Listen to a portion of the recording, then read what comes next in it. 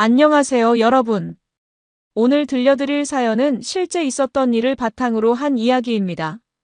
다만 개인정보 보호와 내용 전달의 명확성을 위해 이름, 직업, 나이, 지역 등 일부 설정은 각색되었음을 알려드립니다. 혹시 비슷한 인물이나 상황이 떠오르시더라도 모두 우연의 일치이니 오해하지 마시기 바랍니다. 중간고사 마지막 날이었어요. 14살 서민혁에게는 그저 평범한 오후였죠. 시험을 무사히 마친 아이는 가벼운 발걸음으로 학교 앞 빵집으로 향했습니다. 엄마가 유난히 좋아하는 단팥빵과 크림빵이 진열대에 따뜻하게 놓여 있었어요. 민혁은 용돈을 털어 빵 2개를 샀죠. 평소 자신을 위해 애쓰는 엄마에게 작은 선물이라도 주고 싶었던 겁니다. 엄마 박현지는 초등학교 행정실에서 일하고 있었고 민혁은 엄마의 퇴근 시간에 맞춰 학교 주차장으로 향했습니다. 몰래 나타나서 엄마를 깜짝 놀래켜주고 싶었던 거예요. 주차장에 도착한 민혁은 엄마 차 옆에 몸을 숨기고 기다렸어요.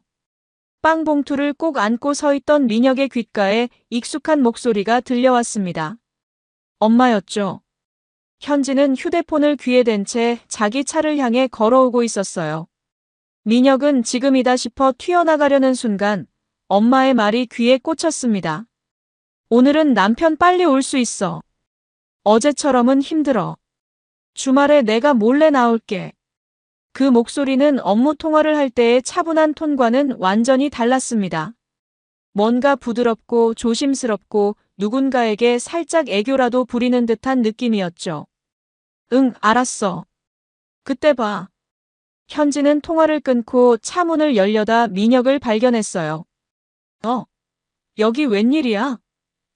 엄마는 깜짝 놀란 표정을 지었지만 민혁이 보기에 그 표엔 뭔가 이상한 경직이 있었습니다. 마치 숨기던 걸 들킨 사람처럼요. 민혁은 빵 봉투를 내밀며 엄마 좋아하는 빵 사왔어라고 웃으며 말했어요. 현지는 어머, 우리 아들 효자네라며 민혁의 머리를 쓰다듬었지만 그 손길은 어딘가 떨리고 있었죠. 두 사람은 함께 차에 올라탔습니다. 민혁은 조수석에 앉아 창밖을 보며 아까 들었던 엄마의 통화를 되새겼어요. 남편이 빨리 온대. 그게 무슨 소리지? 아빠 말하는 건가? 근데 왜 몰래 나온다고 했지? 머릿속이 복잡했지만 민혁은 엄마를 의심하고 싶지 않았습니다. 그냥 친구랑 통화한 거라고 무슨 약속 잡는 거라고 스스로를 납득시키려 했죠. 그런데 집으로 가는 길 차 안에서 결정적인 순간이 찾아왔습니다. 현진의 휴대폰에서 전화벨이 울렸어요. 차량 블루투스에 연결되어 있던 터라 계기판 화면에 발신자 이름이 크게 떴죠. 종수 엄마라는 글자가 선명하게 보였습니다. 종수는 민혁의 같은 반 친구였어요. 하지만 현진의 반응이 이상했습니다. 엄마는 순간 당황한 표정으로 급하게 전화를 끊어버렸죠. 종수 엄마가 무슨 일이지? 운전 중이니까 나중에 내려서 전화해야겠네. 현진은 횡설수설하며 말을 이었습니다. 민혁은 고개를 갸웃했어요. 평소 엄마는 운전하면서도 블루투스로 전화를 곧잘 받았거든요. 특히 친한 엄마들 전화는 더더욱이요. 그런데 왜 갑자기 받지 않는 거죠? 게다가 종순의 엄마와 우리 엄마는 그렇게 친하지도 않았던 걸로 기억했습니다. 민혁의 머릿속에 작은 의심이 싹트기 시작했어요. 마치 퍼즐 조각이 맞춰지는 것처럼 아까 주차장에서 들었던 통화 내용과 지금 이 상황이 이상하게 연결되는 느낌이었죠. 종순의 엄마가 왜 전화했지? 엄마는 평소에 운전하면서 전화 오면 통화 잘하다가 갑자기 왜 안 받는 거야? 민혁은 옆자리에 앉은 엄마를 슬쩍 쳐다봤습니다. 현지는 핸들을 꽉 쥔 채 앞만 보고 있었지만 그 얼굴엔 뭔가 불안한 기색이 역력했어요. 민혁은 가슴 한편이 무거워지는 걸 느꼈습니다. 뭔가 잘못되고 있다는 직감이 온몸을 휘감았죠. 다음 날 아침, 민혁은 평소보다 일찍 학교에 도착했습니다. 밤새 잠을 설쳤거든요. 어젯밤 내내 엄마의 이상한 통화 내용과 급하게 끊어버린 전화가 머릿속을 맴돌았죠. 교실에 들어서자 종수가 먼저 손을 흔들며 반겼습니다. 야, 민혁아. 빨리 왔네. 민혁은 억지로 웃으며 자리에 앉았어요. 수업 시작 전까지 시간이 좀 있었습니다. 민혁은 조심스럽게 종수에게 다가갔죠. 종수야, 너희 엄마. 어제 우리 엄마한테 전화했어? 종수는 고개를 갸웃하며 응. 우리 엄마. 어제 집에서 김치 담그고 있었는데? 라고 대답했습니다. 그 순간 민혁의 심장이 쿵 내려앉았어요. 종순의 엄마가 전화를 하지 않았다고요? 그럼 어제 차 안에서 뜬 그 전화는 대체 뭐였던 걸까요? 민혁의 머릿속이 복잡하게 돌아가기 시작했습니다. 종수는 친구의 굳어진 표정을 보며 왜? 무슨 일 있어? 라고 물었지만 민혁은 아니야, 그냥. 엄마가 그러시길래라고 얼버무렸죠. 하지만 민혁은 이대로 넘어갈 수 없었습니다. 확실하게 확인해야 했어요. 점심시간이 되자 민혁은 종수를 구석으로 데리고 갔습니다. 종수야, 나 진짜 중요한 거라서 그러는데. 너희 엄마한테 전화 좀 해줄 수 있어? 종수는 의아한 표정을 지었지만 워낙 절박한 민혁의 얼굴을 보고는 고개를 끄덕였어요. 뭔데? 무슨 일인데 이래? 그냥 확인하고 싶은 게 있어. 스피커폰으로 해줄래? 종수는 휴대폰을 꺼내 엄마에게 전화를 걸었습니다. 신호음이 몇 번 울리더니 종수 엄마의 목소리가 들려왔죠. 응, 아들. 점심시간이야? 응, 엄마. 근데 엄마, 여기 우리 반 민혁이가 엄마한테 물어볼 게 있대. 민혁은 떨리는 목소리로 입을 열었습니다. 안녕하세요, 아줌마. 저 민혁이에요. 혹시 어제 저희 엄마한테 전화하셨어요? 전화 너머로 잠시 침묵이 흘렀어요. 그리고 종수 엄마의 답변이 들려왔습니다. 아니, 나는 어제 전화한 적 없어. 왜? 무슨 일 있니? 민혁은 그 순간 모든 게 명확해졌습니다. 어제 차 안에서 뜬 종수 엄마라는 이름은 가짜였던 거예요. 엄마는 누군가의 번호를 친구 엄마 이름으로 위장해서 저장해뒀던 겁니다. 민혁의 온몸에 소름이 돋았죠. 아니에요. 제가 착각했나 봐요. 감사합니다. 민혁은 황급히 통화를 끊었습니다. 종수는 친구의 창백한 얼굴을 보며 걱정스럽게 물었어요. 야, 너 괜찮아? 얼굴이 왜 그래? 민혁은 고개를 저으며 아니야. 나 화장실 좀 다녀올게라고 말하고는 비틀거리며 자리를 떴습니다. 화장실 칸에 들어간 민혁은 변기 뚜껑을 닫고 그 위에 주저앉았어요. 머릿속에서 퍼즐 조각들이 빠르게 맞춰지기 시작했습니다. 어제 주차장에서 들었던 엄마의 통화가 다시 귓가에 맴돌았죠. 오늘은 남편 빨리 올 수 있어. 어제처럼은 힘들어. 주말에 내가 몰래 나올게. 그리고 차 안에서 울린 전화, 종수 엄마라는 이름으로 위장된 그 발신자. 민혁의 손이 떨리기 시작했습니다. 그 사람이 종수 엄마로 저장된 거구나. 민혁은 자신의 추측이 맞기를 간절히 바라지 않았지만 모든 상황이 한 가지 결론으로 향하고 있었어요. 엄마가 누군가와 이상한 관계를 맺고 있다는 것. 그리고 그걸 숨기기 위해 연락처까지 조작했다는 것. 14살 아이에게는 너무나 충격적인 진실이었습니다. 민혁은 울고 싶었지만 눈물이 나오지 않았어요. 대신 가슴속에서 뭔가 깨지는 소리가 들리는 것 같았죠. 믿었던 엄마, 자상하고 따뜻했던 엄마가 사실은 거짓말을 하고 있었다는 사실이 믿기지 않았습니다. 민혁은 한참을 그렇게 앉아 있다가 천천히 일어났어요. 수업종이 울리고 있었죠. 민혁은 거울에 비친 자신의 얼굴을 봤습니다. 어느새 눈가가 빨갛게 충혈되어 있었어요. 차가운 물로 얼굴을 씻고 민혁은 교실로 돌아갔습니다. 하지만 그날 오후 내내 선생님의 말씀은 귓가를 스쳐갈 뿐이었죠. 민혁의 머릿속은 오직 한 가지 생각뿐이었습니다. 이제 어떡하지? 며칠이 흘렀습니다. 민혁은 그 사이 엄마를 유심히 관찰했어요. 평소와 다름없이 아침 식사를 차려주고 빨래를 개고 저녁이면 오늘 학교 어땠어? 라고 물어보는 엄마. 하지만 민혁의 눈에는 이제 모든 게 달라 보였죠. 엄마가 휴대폰을 볼 때마다, 문자 알림이 울릴 때마다, 민혁의 심장은 쿵쾅거렸습니다. 그런데 민혁은 아직 아빠에게 이 사실을 말하지 못하고 있었어요.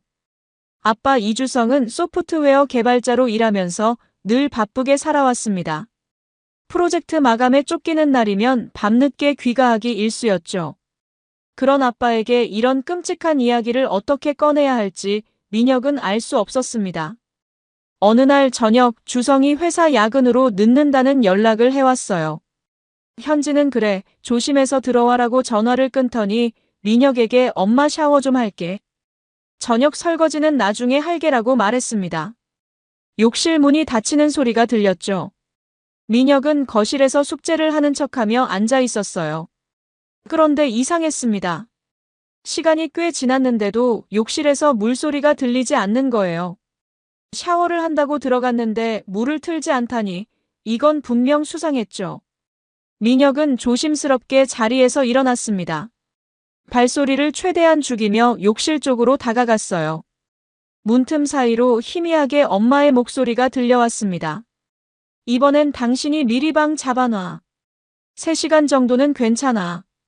현진의 목소리는 낮고 조심스러웠지만 욕실 문 앞에 바짝 붙은 민혁의 귀에는 또렷하게 들렸습니다. 민혁의 손이 차갑게 식어갔어요. 방이라니 대체 무슨 방을 말하는 걸까요? 민혁은 숨을 죽이고 계속 귀를 기울였습니다. 현진의 다음 말이 민혁의 심장을 얼어붙게 만들었죠. 남편은 확실히 아무것도 몰라. 걱정하지 마. 그 순간 민혁은 온몸에 힘이 쭉 빠지는 걸 느꼈습니다. 다리가 휘청거렸고 벽에 손을 짚어야 했어요. 엄마는 지금 누군가와 몰래 만나는 것뿐만 아니라 아빠를 속이고 있다는 사실을 당당하게 말하고 있었던 겁니다. 민혁은 그 자리에서 도망치듯 자기 방으로 돌아왔습니다. 침대에 쓰러져 이불을 뒤집어 쓰고 온몸을 떨었죠. 14살 아이에게 이 진실은 너무나 잔인했습니다. 엄마가 다른 남자와 만나고 있다는 것, 그리고 아빠를 철저히 기만하고 있다는 것. 민혁은 눈물이 쏟아질 것 같았지만 참았어요. 울면 안 될 것 같았거든요. 지금 이 집에서 울 자격이 있는 사람은 자신이 아니라 아빠라는 생각이 들었습니다. 얼마 후 욕실 문이 열리는 소리가 들렸어요. 현진이 민혁아, 아직 앉아. 라고 방문을 두드렸지만 민혁은 응, 숙제하고 있어라고 최대한 평온한 목소리로 대답했습니다. 그날 밤 민혁은 잠들지 못했어요. 천장을 멍하니 바라보며 수없이 많은 생각이 머릿속을 스쳐갔습니다. 아빠에게 당장 말해야 할까? 하지만 말하면 우리 가족은 어떻게 되는 걸까? 이혼이라는 단어가 어렴풋이 떠올랐지만 민혁은 그 단어를 생각하기조차 두려웠죠. 혹시 내가 잘못 들은 걸까? 혹시 다른 의미일까? 민혁은 자신을 속이려 했지만 엄마의 그 말들은 너무나 명확했습니다. 변명의 여지가 없을 만큼요. 이상하게도 민혁의 마음속에는 묘한 책임감이 자리 잡기 시작했어요. 우리 가족을 위해 내가 먼저 해결해야 한다. 아빠는 매일 회사 일로 지쳐있고 이런 일까지 알게 되면 얼마나 힘들어할까요? 민혁은 자신이 나서서 이 문제를 해결해야 한다고 생각했습니다. 하지만 14살 중학생이 대체 무엇을 할 수 있을까요? 민혁은 답을 찾을 수 없었습니다. 그저 어둠 속에서 눈을 뜬 채로 새벽이 오기를 기다릴 뿐이었죠. 창밖으로 희미하게 동이 트기 시작했고 민혁은 그제야 겨우 잠에 빠져들었습니다. 하지만 그 잠은 악몽으로 가득했어요. 무너지는 집, 울고 있는 아빠, 그리고 냉소를 짓는 엄마의 얼굴이 계속해서 꿈에 나타났죠. 민혁이 땀에 젖은 채 깨어났을 때는 이미 등교 시간이 임박해 있었습니다. 민혁은 결심했습니다. 직접 나서기로요. 며칠 동안 엄마를 관찰하며 민혁은 한 가지를 알아냈어요. 엄마가 휴대폰 잠금을 풀 때 쓰는 패턴이었죠. 저녁 식사 중에 혹은 거실에서 TV를 볼 때 민혁은 슬쩍슬쩍 엄마의 손가락 움직임을 따라갔습니다. 며칠간의 관찰 끝에 패턴을 완전히 외울 수 있었어요. 어느 날 오후 현진이 빨래를 널러 베란다로 나간 사이였습니다. 식탁 위에 놓인 엄마의 휴대폰이 민혁을 기다리고 있었죠. 민혁은 심장이 터질 듯 뛰는 걸 느끼며 재빨리 휴대폰을 집어들었어요. 손가락이 떨렸지만 외워둔 패턴을 그대로 그렸습니다. 화면이 열렸죠. 민혁은 서둘러 연락처 목록으로 들어갔습니다. 지읒으로 시작하는 이름들을 빠르게 훑어내려갔어요. 그리고 찾았습니다. 종수 엄마라는 이름. 민혁은 재빨리 그 번호를 자기 휴대폰에 메모했습니다. 베란다에서 현진이 민혁아, 간식 먹을래? 하고 부르는 소리가 들렸죠. 민혁은 황급히 휴대폰을 원래 자리에 놓고 응 하고 대답했습니다. 손에 식은땀이 가득 맺혀 있었어요. 그날 밤 민혁은 방문을 잠그고 자기 휴대폰을 꺼냈습니다. 메모해둔 번호를 보며 한참을 망설였죠. 과연 이 번호로 연락하는 게 맞을까? 하지만 민혁은 더 이상 지켜만 볼 수 없었습니다. 떨리는 손으로 문자 메시지를 작성하기 시작했어요. 안녕하세요. 저는 박현진 씨 아들입니다. 아직 뭔지 잘 모르겠지만 제발 우리 엄마랑 만나지 말아주세요. 문장을 몇 번이나 지우고 다시 쓰길 반복했습니다. 어떻게 써야 할지 도무지 알 수가 없었거든요. 하지만 결국 민혁은 전송 버튼을 눌렀어요. 메시지가 발신되었다는 표시가 뜨자 민혁은 휴대폰을 침대에 던지듯 놓고 이불을 뒤집어 썼습니다. 1시간쯤 지났을까요? 휴대폰에서 문자 알림음이 울렸습니다. 민혁은 벌떡 일어나 휴대폰을 확인했어요. 장재훈이라는 사람에게서 답장이 와 있었죠. 하지만 그 내용을 본 순간 민혁의 얼굴은 창백하게 질렸습니다. 애들은 어른들 일에 함부로 끼어들지 마. 네가 모르는 일들이 어른들한테는 있는 거야. 그 문자에는 조금의 미안함도 반성도 없었습니다. 오히려 민혁을 무시하고 비웃는 듯한 느낌마저 들었죠. 민혁은 휴대폰을 꽉 쥐었어요. 손이 부들부들 떨렸습니다. 분노인지 두려움인지 알 수 없는 감정이 온몸을 휘감았죠. 며칠 뒤 더 충격적인 일이 벌어졌습니다. 학교가 끝나고 집으로 가던 민혁 앞에 낯선 차 한 대가 멈춰 섰어요. 창문이 내려가고 중년 남자가 얼굴을 내밀었습니다. 네가 민혁이지? 민혁은 본능적으로 한 걸음 뒤로 물러났어요. 누구세요? 나 장재훈이야. 네가 며칠 전에 문자 보냈었잖아. 민혁의 심장이 쿵 내려앉았습니다. 바로 그 사람, 엄마와 이상한 관계를 맺고 있는 그 남자가 지금 눈앞에 있었던 거예요. 재훈은 차에서 내렸습니다. 키가 크고 체격이 좋은 남자였죠. 민혁을 내려다보는 그 눈빛에는 어떤 온기도 없었습니다. 엄마랑은 그냥 친구 사이야. 걱정하지 말고. 재훈은 천천히 말했지만 그 목소리엔 위협적인 뉘앙스가 담겨 있었어요. 혹시 다른 사람한테도 얘기했니? 괜한 말은 어디 가서 하지 마. 나중에 내가 더 후회할 거야. 그 말에 민혁은 온몸이 얼어붙었습니다. 재훈은 민혁의 어깨를 툭 치더니 다시 차에 올라탔어요. 알았지?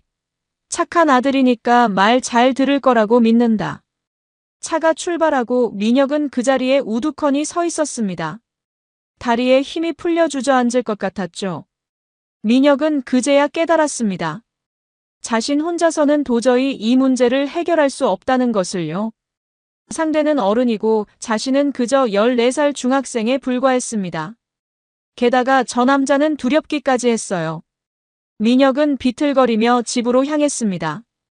현관문을 열고 들어서자 엄마가 왜 이렇게 늦었어? 학원 끝나고 바로 와야지라며 웃으며 맞이했죠. 하지만 민혁은 그 웃음을 더 이상 볼 수가 없었습니다. 응, 친구랑 얘기하다가. 민혁은 힘없이 대답하고 자기 방으로 들어갔어요. 방문을 닫는 순간 쌓여있던 눈물이 터져나왔습니다. 민혁은 소리 없이 울었죠. 혼자서는 안 되겠다는 생각뿐이었습니다. 이제는 아빠에게 말해야 했어요. 더 이상 혼자 짊어질 수 없는 무게였으니까요. 그날 밤 민혁은 아빠가 퇴근하기만을 기다렸습니다. 시계를 몇 번이나 확인했는지 몰라요. 현진은 거실에서 TV를 보고 있었고 민혁은 방문을 살짝 열어둔 채 귀를 기울이고 있었죠. 오후 9시쯤 현관문이 열리는 소리가 들렸습니다. 다녀왔습니다. 주성의 목소리였어요. 고생했어. 저녁은 먹고 왔어? 현진이 물었고, 응, 회사에서 먹었어 주성이 답했습니다. 민혁은 방문 틈으로 아빠의 모습을 지켜봤어요. 피곤한 얼굴로 옷을 갈아입고 있는 아빠. 그 모습을 보니 가슴이 더 아팠습니다. 아빠는 아무것도 모른 채 매일 일하고 가족을 위해 애쓰고 있는데 엄마는 그런 아빠를 배신하고 있었으니까요. 주성이 샤워를 하러 욕실로 들어갔어요. 민혁은 이때다 싶었습니다.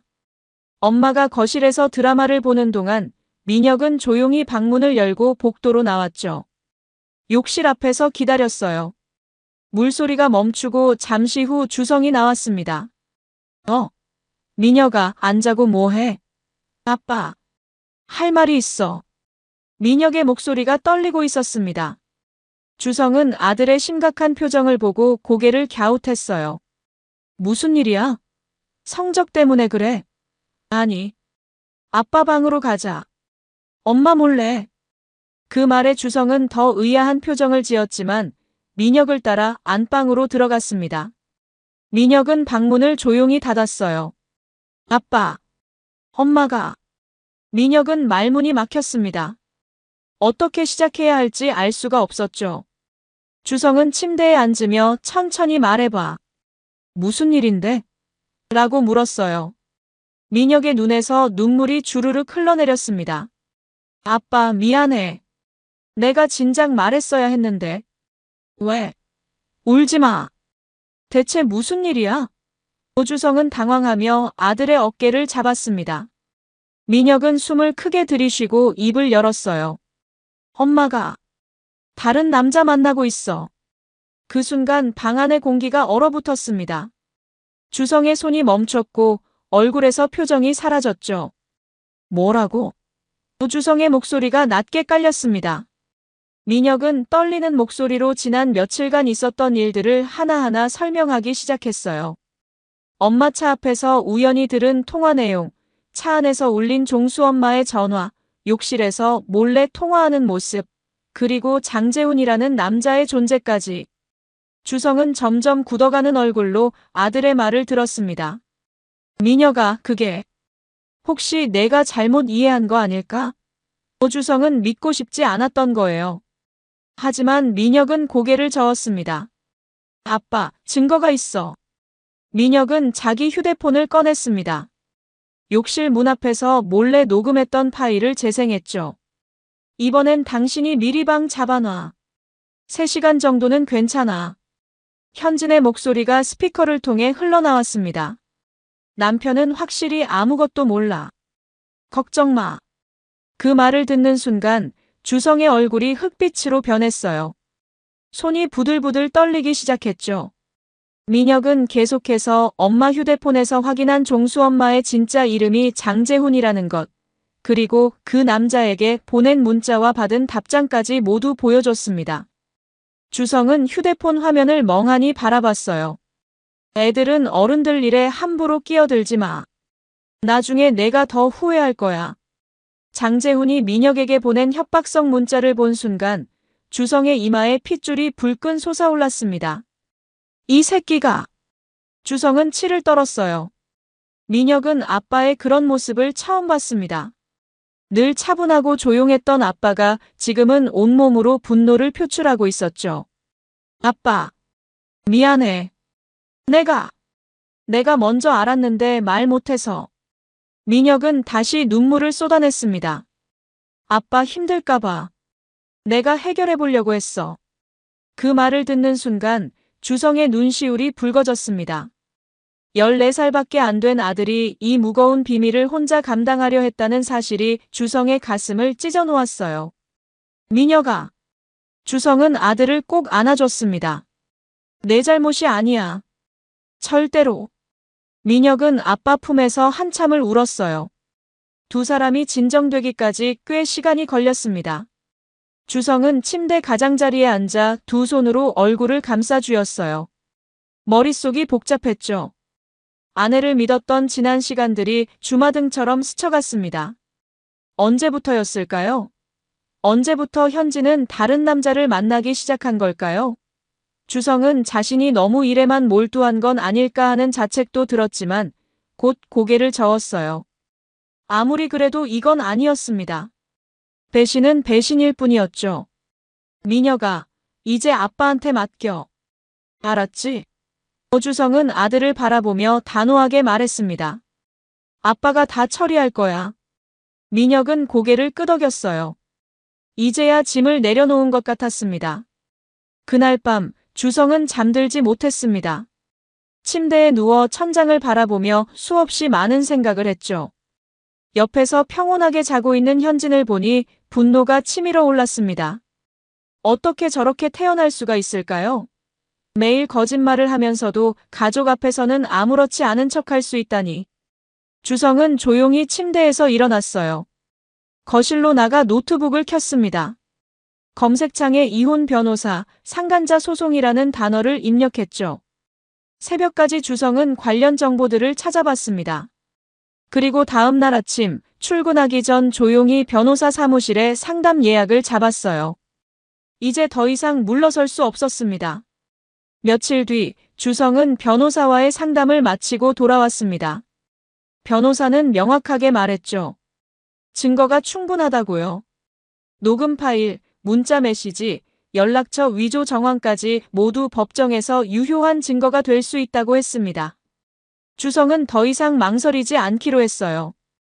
그날 저녁 민혁을 먼저 방으로 들여보낸 후 주성은 거실 소파에 앉았습니다. 현진은 부엌에서 설거지를 하고 있었죠. 여보, 잠깐 나와봐. 주성의 목소리가 평소와 달랐습니다. 차갑고 단호했어요.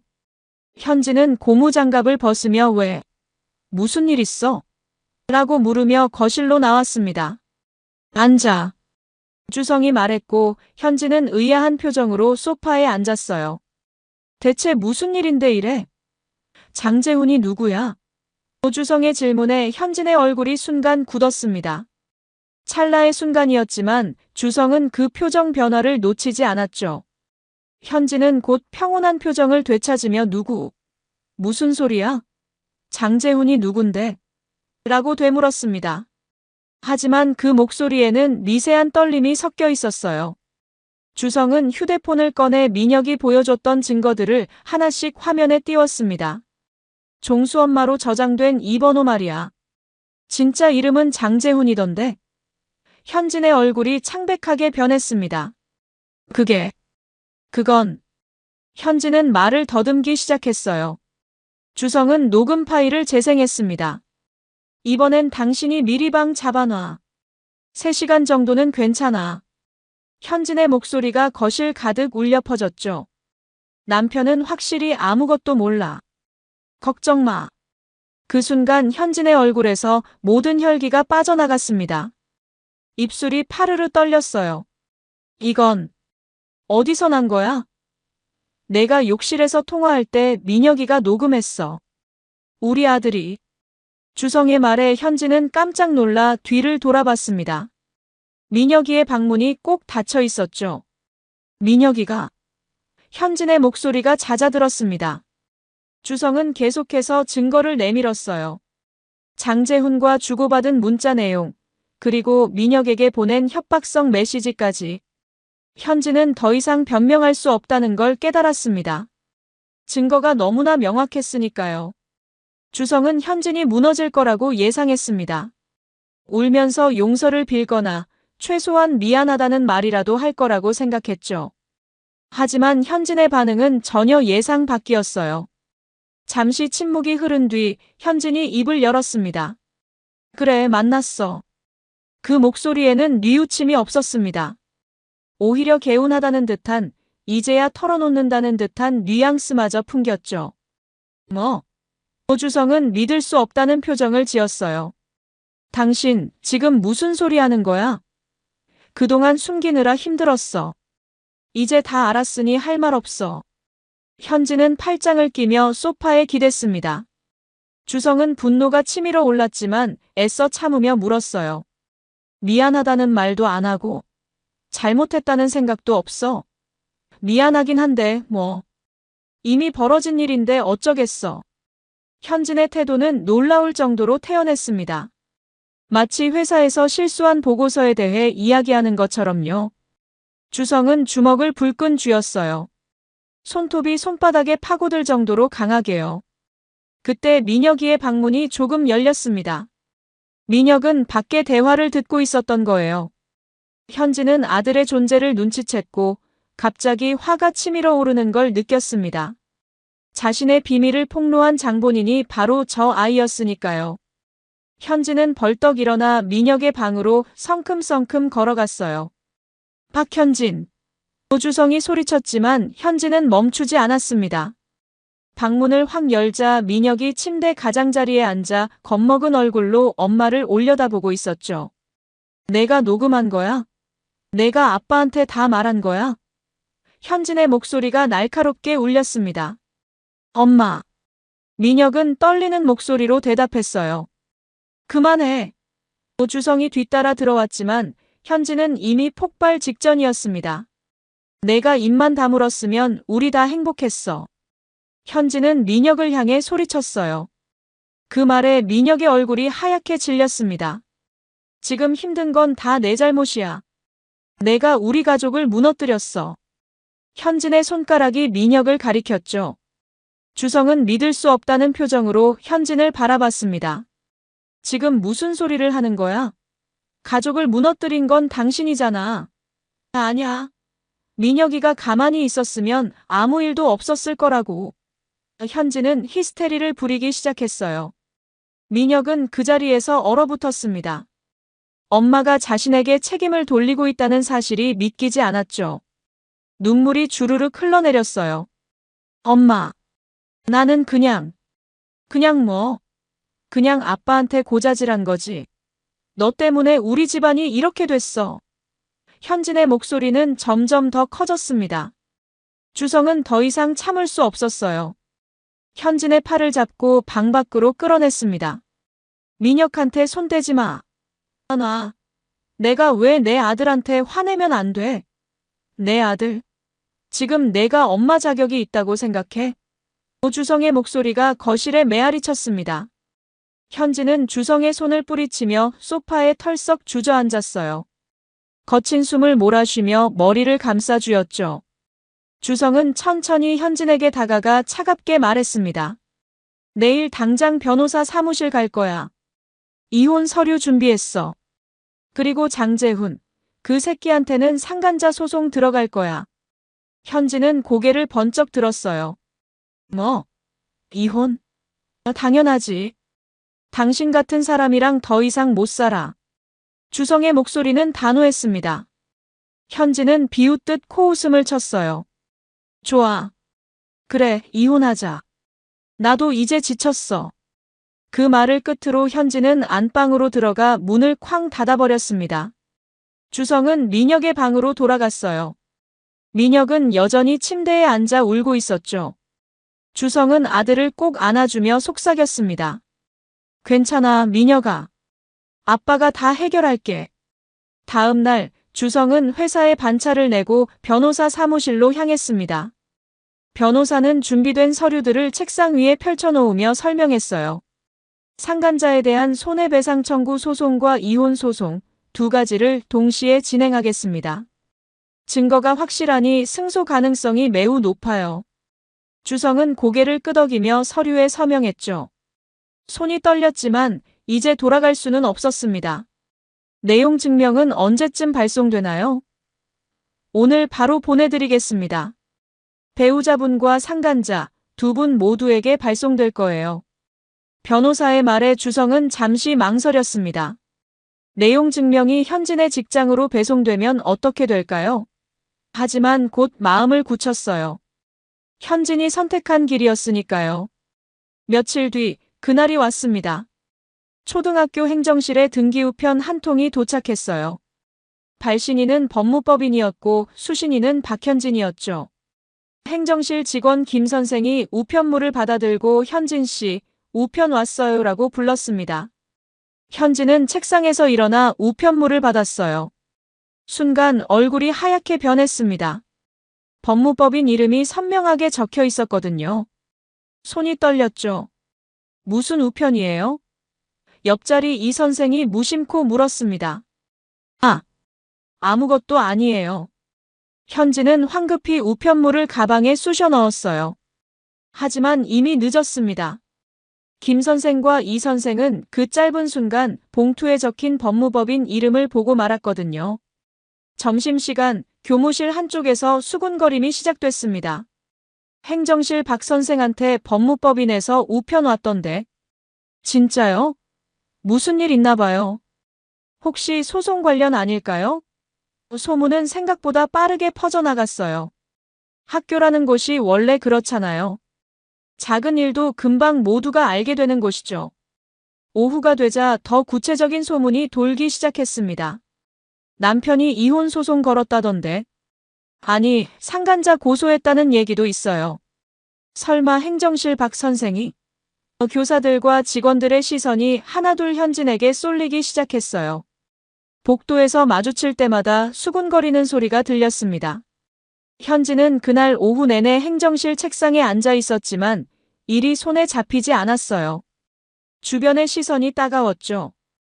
점심시간에 함께 밥 먹던 동료들도 오늘따라 현진을 피하는 것 같았습니다. 퇴근 시간이 되자 현진은 서둘러 가방을 챙겨 행정실을 빠져나왔어요. 주차장으로 가는 길, 뒤에서 누군가 속삭이는 소리가 들렸습니다. 저 사람이 그렇게 됐대. 애도 있는데 어쩌려고. 현진은 고개를 숙이고 빠르게 걸었습니다. 차에 올라타자마자 핸들에 이마를 기댔어요. 온몸에서 힘이 빠졌죠. 이제 학교에서 어떻게 얼굴을 들고 다녀야 할까요? 한편 장재훈에게도 같은 날 내용 증명이 도착했습니다. 중고차 매매상을 운영하던 재훈은 퇴근 후 집에 돌아와 우편물을 확인했어요. 법무법인에서 온 두툼한 봉투를 뜯는 순간 재훈의 얼굴이 굳어졌죠. 손해배상 청구의 건이라는 제목이 첫 페이지에 크게 적혀 있었습니다. 내용을 읽어내려가던 재훈은 의자에 털썩 주저앉았어요. 위자료 청구 금액이 적혀 있었는데 생각보다 훨씬 큰 금액이었거든요. 이게 무슨... 재훈은 당황해서 현진에게 전화를 걸었습니다. 여보세요? 나 지금 뭔가 이상한 우편물 받았어. 당신도 받았어? 응. 나도 받았어. 현진의 목소리는 풀이 죽어 있었어요. 이거 진짜 소송 들어가는 거야? 위자료가 이 정도나 돼? 재훈의 목소리에 당황이 묻어났습니다. 그런가 봐. 남편이 작정하고 나온 것 같아. 아니, 이걸 어떻게 해? 이 돈을 어떻게 마련해? 재훈은 점점 목소리가 높아졌어요. 현진은 아무 말도 하지 못했죠. 당신 남편한테 합의 좀 해봐. 이건 너무 과한 거 아니야? 내가 어떻게 합의를 해? 지금 우리 집 상황이 얼마나 심각한지 알아. 현진도 지쳐 있었습니다. 재훈은 한숨을 크게 내쉬었어요. 알았어. 내가 직접 연락해 볼게. 변호사 사무실 연락처가 내용 증명에 적혀 있었지만 재훈은 직접 주성에게 연락하기로 했죠. 다음 날 저녁 재훈은 주성에게 전화를 걸었습니다. 여보세요, 이주성 씨죠? 저 장재훈입니다. 주성은 전화를 받자마자 누군지 알아챘어요. 목소리만으로도 충분했죠. 무슨 일이십니까? 주성의 목소리는 차갑기 그지없었습니다. 그게 제가 합의를 좀 하고 싶어서요. 위자료 금액이 너무 크지 않습니까? 제 형편도 있고. 재훈은 최대한 공손하게 말했어요. 하지만 주성은 코웃음을 쳤습니다. 합의요? 지금 저한테 합의를 요청하시는 겁니까? 네. 서로 원만하게 해결하는 게. 제 아들한테 협박하던 그 목소리는 어디 갔습니까? 주성의 말에 재훈은 말문이 막혔어요. 애들은 어른 일에 끼어들지 말라고 하셨죠? 나중에 후회할 거라고 하셨고요. 주성은 차근차근 재훈이 민혁에게 했던 말들을 상기시켰습니다. 그건 제가 잘못 생각했습니다. 진심으로 사과드립니다. 재훈의 목소리가 떨렸어요. 사과는 법정에서 하시죠. 저는 합의할 생각 전혀 없습니다. 이주성 씨, 제발 한 번만 생각해 주십시오. 전화 끊겠습니다. 다시는 제 번호로 연락하지 마세요. 연락은 변호사를 통해서 하십시오. 주성은 단호하게 전화를 끊어버렸습니다. 재훈은 휴대폰을 내려다보며 한숨을 내쉬었어요. 합의는 불가능했습니다. 학교에서 현진의 상황은 날이 갈수록 악화됐어요. 소문은 이제 학부모들에게까지 퍼졌습니다. 행정실에 소장 들어왔다더라. 남편이 상간자 고소했다던데. 학부모 단톡방에서도 현진에 대한 이야기가 오갔죠. 현진은 복도를 지날 때마다 뒤에서 쑥덕거리는 소리를 들어야 했습니다. 행정실 동료들도 이제는 대놓고 거리를 두기 시작했어요. 점심시간에도 혼자 먹게 되었고 업무 중에도 불필요한 말은 섞지 않았죠. 현진은 매일 출근하는 게 지옥 같았습니다. 하지만 사표를 낼 수도 없었어요. 이혼 소송이 진행 중인 상황에서 직장을 그만두면 더 불리해질 테니까요. 현진은 그렇게 하루하루를 버텨내고 있었습니다.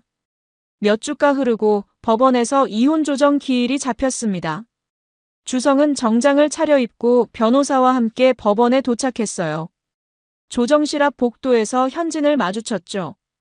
현진도 변호사를 대동하고 와 있었습니다. 두 사람은 서로 눈도 마주치지 않았어요. 조정실 문이 열리고 조정위원이 양측을 안으로 안내했습니다. 차가운 분위기 속에서 조정이 시작됐죠. 조정위원은 서류를 검토하며 양측 모두 이혼 의사가 확실하신 거죠? 라고 물었습니다.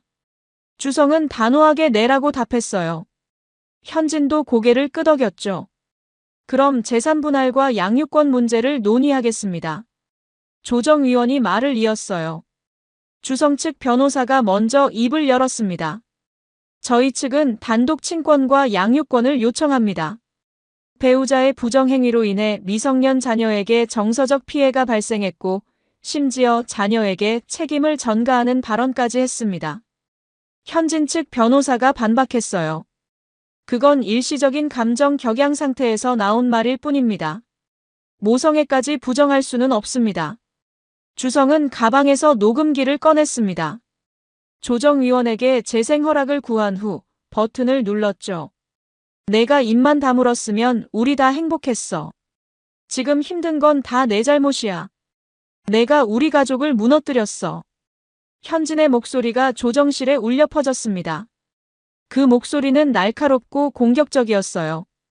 조정위원의 표정이 굳어졌죠. 현진은 고개를 숙인 채 아무 말도 하지 못했습니다. 주성은 조용히 말했어요. 가정을 무너뜨린 건 저 사람인데 우리 아들에게 책임을 돌렸습니다. 이런 사람한테 양육권을 맡길 수 없습니다. 조정위원은 잠시 침묵하다가 현진에게 물었습니다. 이 녹음 내용이 사실입니까? 현진은 떨리는 목소리로 답했어요. 그때는 제가 너무 화가 나서 내가 잘못한 건 맞는데 그 정도로 이럴 일은 아니잖아요. 현진이 갑자기 목소리를 높였습니다. 이혼도 하고 소송도 당하고 직장에서도 못 견디게 만들고 이건 너무 과한 거 아닙니까? 오주성은 믿을 수 없다는 표정을 지었어요. 지금까지도 현진은 자신의 잘못을 제대로 인정하지 않고 있었던 겁니다. 과하다고요? 당신이 우리 가족한테 한 짓에 비하면 아무것도 아닙니다. 주성의 목소리에 분노가 섞여 나왔죠. 조정위원이 중재했습니다. 진정하시고 차분하게 진행하겠습니다. 현진은 더 이상 할 말이 없었어요. 증거는 명확했고 자신의 행동은 변명의 여지가 없었으니까요. 조정은 결렬됐습니다. 결국 재판으로 가야 했죠. 몇 주 후 법정에서 최종 판결이 내려졌어요. 판사는 서류를 검토한 후 판결문을 읽기 시작했습니다. 피고 박현진의 부정행위가 명백히 인정되며 미성년 자녀에 대한 부적절한 발언 등을 고려할 때 원고 이주성에게 단독 친권 및 양육권을 부여한다. 주성은 안도의 한숨을 내쉬었어요. 판사는 계속해서 판결문을 읽었습니다.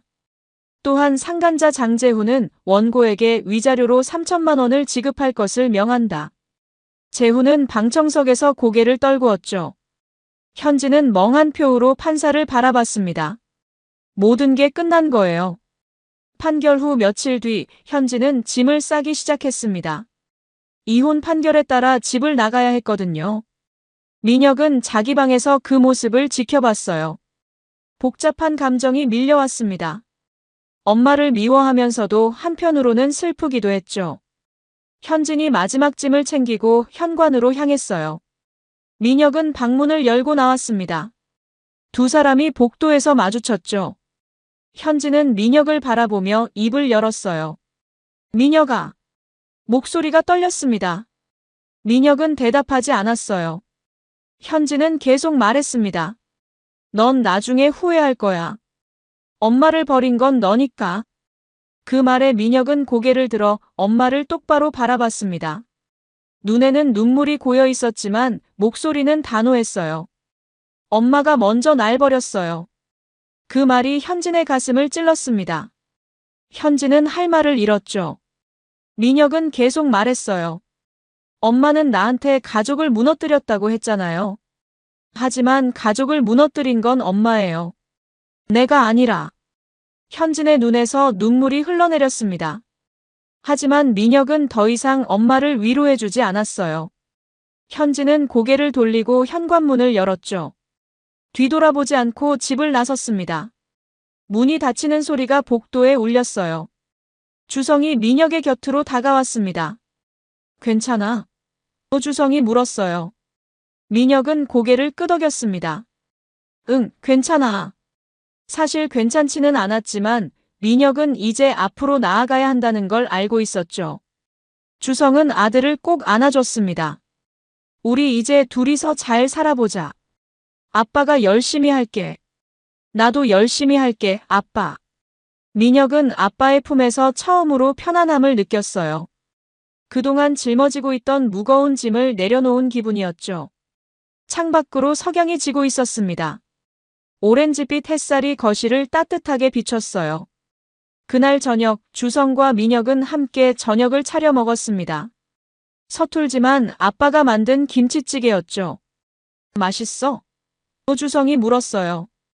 응, 맛있어. 민혁은 웃으며 대답했습니다. 식탁은 조용했지만 그 조용함이 불편하지 않았어요. 오히려 평화로웠죠. 식사를 마친 후 두 사람은 설거지를 함께 했습니다. 주성이 설거지를 하고 민혁이 물기를 닦았어요. 아빠, 고마워. 민혁이 갑자기 말했습니다. 뭐가? 나 믿어줘서. 주성은 잠시 손을 멈추고 아들을 바라봤어요. 당연한 거야. 아빠니까. 민혁은 다시 웃었습니다. 진심으로요. 시간이 흐르면서 두 사람의 일상은 점차 자리를 잡아갔습니다. 아침마다 주성이 민혁을 깨웠고 함께 아침을 먹었죠. 저녁에는 서로의 하루를 나눴습니다. 완벽하지는 않았지만 두 사람은 최선을 다했어요. 민혁은 학교 생활에 다시 집중할 수 있게 됐습니다. 그동안 짓눌려 있던 무게가 사라지니 숨쉬기가 한결 편해졌거든요. 주성은 아들을 위해 더 열심히 일했고 퇴근 후에는 민혁과 시간을 보내는데 집중했습니다. 어느 날 저녁 두 사람은 소파에 나란히 앉아 TV를 보고 있었어요. 주성은 아들의 머리를 쓰다듬으며 생각했습니다. 힘든 시간이었지만 이제는 괜찮을 거라고. 두 사람은 서로가 있으니까요. 새로운 시작이었습니다. 아픔을 딛고 일어선 아버지와 아들의 새로운 일상이요. 여러분, 오늘 사연 어떻게 들으셨나요? 지금 이 순간 무슨 생각이 드셨는지도 궁금합니다. 여러분의 소중한 생각을 댓글로 남겨주세요. 지금까지 사연동행이었습니다. 함께 해주신 모든 분들께 진심으로 마음 깊이 감사드립니다. 방송 끝나기 전에 혹시 아직 구독과 좋아요 안 누르셨다면 그 한 번의 클릭이 이 채널을 계속 이어가게 하는 큰 힘이 된답니다. 다음 사연에서 다시 인사드릴게요. 여러분 평안하세요.